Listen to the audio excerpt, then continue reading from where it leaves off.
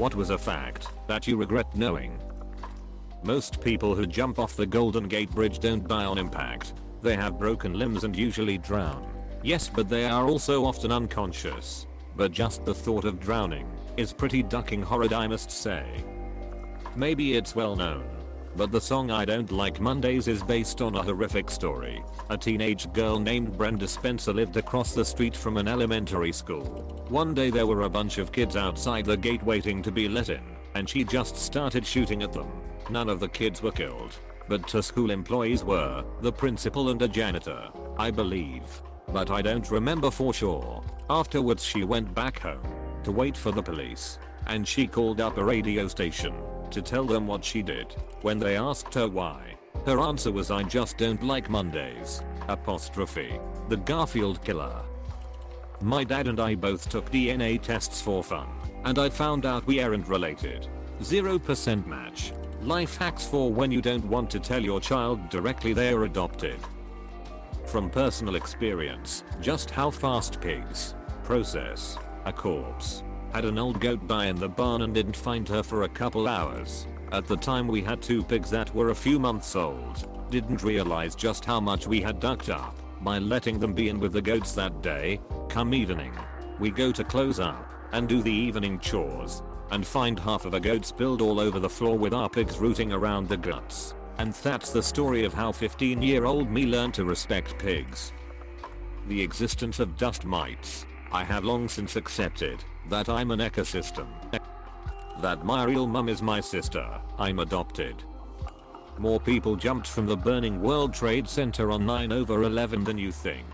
Do yourself a favor and don't Google it. This is the fact I was going to post. Watching 9/11 on TV, I was too young to know what was going on, but I remember my dad crying and saying fear jumping over and over. Bob Ross actually hated his afro. When he started out it was the cheapest hairstyle to maintain, and once he picked up some traction it was too iconic to get rid of. This is the saddest thing I've read. I'm not going to share it with anyone. Now this is the burden I carry. About to get sadder. Towards the end of his shows he wore a wig due to balding from chemo. Broke my heart when I read that. The magnitude of how dirty hotel rooms are. The worst part of this for me is that I worked in housekeeping at a hotel one summer when I was in high school. Maybe that particular hotel was just really good at keeping the place clean and was an exception.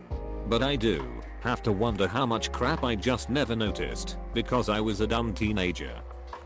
Chainsaws were originally meant to be a surgeon's instrument to aid in childbirth. No joke, Google it. This is going to give me nightmares until menopause. That people dump their old dogs at the shelter in December and get a new puppy for Christmas. The Challenger space shuttle astronauts were most likely alive and awake on the way down. NASA's lead investigator, Robert Overmyer, concluded most, if not all of the crew were alive and possibly conscious during the entire descent until impact with the ocean. After the investigation, Overmyer stated, "I not only flew with Commander Dick Scobie, we owned a plane together, and I know Scob did everything he could to save his crew. Scob fought for any and every edge to survive. He flew that ship without wings all the way down." I watched someone jump off the Stone Arch Bridge in Minneapolis and saw them pee their pants right before they jumped.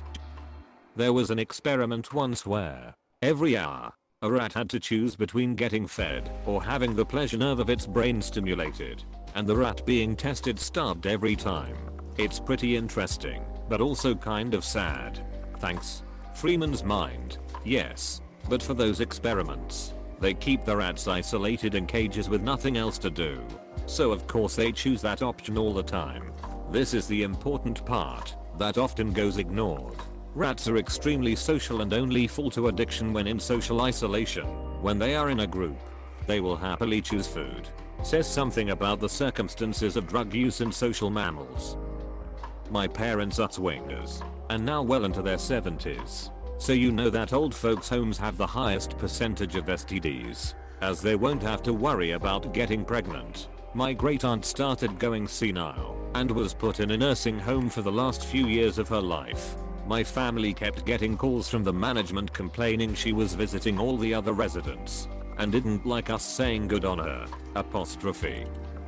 That you have to clean lumps out from underneath the horse's foreskin from time to time. No. No, I don't. An octopus penis is actually one of their tentacles. So if you would go and pet an octopus at SeaWorld or some other place, you could be groping their penis. This happened in Dragon Ball Super. Tapeworm faces are absolutely terrifying. Googled it and found pics of tapeworms in people's faces. That was worse JFC. Every time you think of a fond memory, you rewrite that memory in your brain. And with time it will slowly deviate more and more from what you originally remembered, without you ever knowing it. That my dad likely has terminal brain cancer. I was setting up his My chart for him and stumbled upon the information. I lost my dad to brain cancer. Since you said likely, I really hope he survives. If you ever need someone to talk to, feel free to PM me. That my girlfriend once sucked her friend's husband's penis when she went to the bathroom yesterday. Don't put yourself through the pain of trying to continue the relationship. I've made that mistake before and it isn't ducking worth it. Leave her and find someone better. Also, the wife needs to know too. Unless you don't think she can handle the news. Fuck cheaters.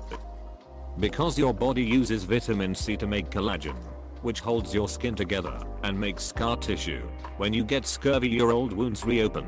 So every old wound, or is there like a limit on how far back? No. If you have a wound that has recently healed, it may have some issues. The time frame for scar to heal and reach maximum strength is 6 to 8 weeks. Most scars will only ever achieve 80% of the pre-injury strength of the tissue. If you were to give someone a wound and have them stop all vitamin C intake, i.e. get on a boat and eat porridge the way sailors who would get scurvy used to, you may see them heal the wound only for it to break open again after a couple of weeks. It may also help if someone hit the scar or tried to injure them again at that location, so the scar wouldn't actually reach the 80% maximum strength. It wouldn't be as dramatic, like a Hollywood-esque alien wound explosion that you may be imagining. From my first job at KFC, you can't really tell the chicken is spoiled once you put it in the fryer. A friend that used to work at KFC said that they were told not to throw away the spoiled chicken. They would just boil it before frying. Also, yeah, no more KFC for me. If you live in a high traffic area, it's almost a promise that the food is as fresh as possible. I imagine things like this usually only happen in very slow towns, where stock is never sold out by the next truck shipment. Just helping you out. If you stopped eating at every place that had some sort of isolated horror story, you'll have nowhere to eat. Aneurysms can happen to anyone at any time for no reason, and can burst at any time for no reason. Can confirm. Partner passed of one earlier this year. We were talking in bed. I went to use the bath. She went to make coffee. Had a crash. Fuck this year. I'm so sorry. The way rabies kills. Once you have symptoms, you're already dead. This is why, when I was scratched by a bat earlier this year, I made sure to get the treatment as soon as possible. Not ducking around with that. One time my university sent out a whole campus alert that someone saw a girl get attacked by a bat and they wanted to make sure she got help. When David Foster Wallace hanged himself on his back porch, he tied his hands together with duct tape so that even if he changed his mind at the last minute, he wouldn't be able to escape.